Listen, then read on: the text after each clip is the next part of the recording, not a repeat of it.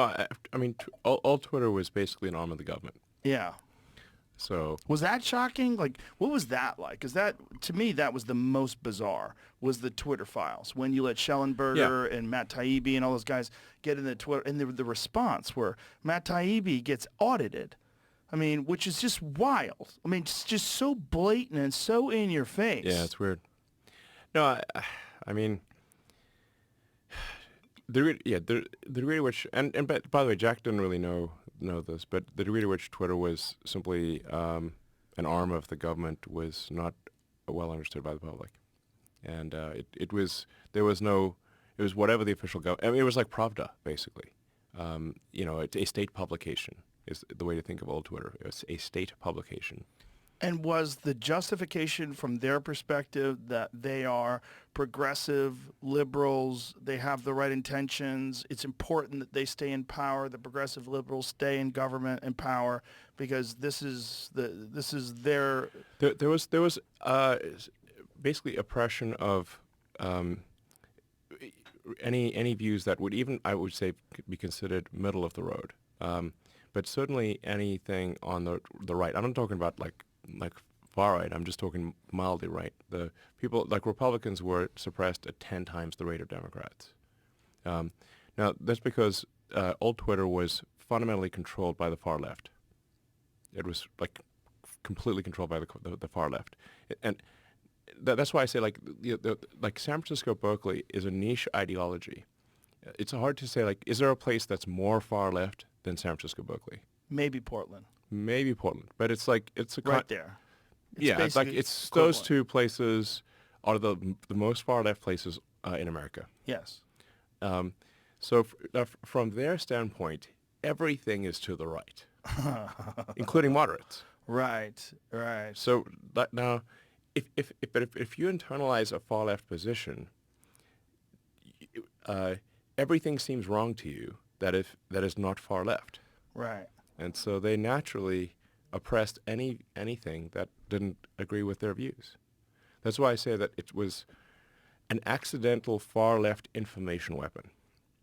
So, uh, because it's like Silicon Valley attracts the smartest engineers, the smartest sort of technologists and programmers from around the world. Um, they created an information weapon that was then harnessed by the far left, who could not themselves create the weapon, but happened to be co-located where the technologists were. Mm. It happened to be aligned politically with the people that possessed it. The technologists generally are moderate, maybe moderate left, but they're not far left. That's why I say San Francisco, Berkeley. It doesn't even extend to South San Francisco or even to Palo Alto. So SF Berkeley is the most far left. Perhaps in a competition with Portland, but I'd say SF Berkeley is more far left even than Portland. Like literally in America, we're talking about an area that's maybe a 10-mile radius. And so normally the effects, the negative effects of a far left ideology would be geographically limited to a 10-mile radius. That's like not, it's small, like so any bad effects of that ideology would be geographically constrained under normal circumstances and have been in the past. But when you have basically a technological megaphone, which was Twitter and social media in general, suddenly the far left are handed a megaphone to Earth,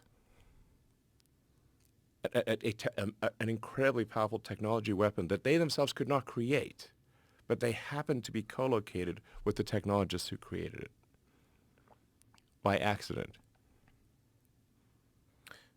Is it shocking that more people don't understand how dangerous that is? I think some people understand. Some people do. Some people understand. So, I mean, from the standpoint of some of the people who used to be at Twitter, that people are like, well, it's a big shift to the right. That is correct. It is a shift to the right because everything is to the right if you're far left. Everything is to the right. But how many far left people have actually been suspended or banned from Twitter, now X? Zero. So it's really just moved to the center, but from the perspective of the far left, it's moved to the right. He's like everything's relative. The